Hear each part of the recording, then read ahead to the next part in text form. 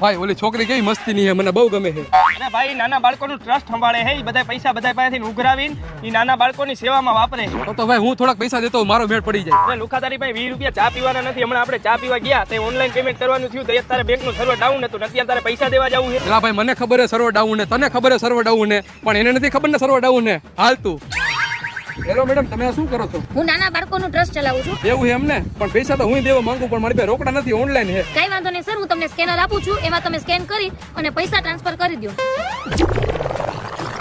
ઓહ, 100 રૂપિયાનું દાન કરો છો સર? ના 1000 રૂપિયાનું દાન કરો છો સર? ના. ઓહ, 10,000 નું દાન કરો છો? હા. આવી ગયા હો સર 10,000. શું નામ લખું?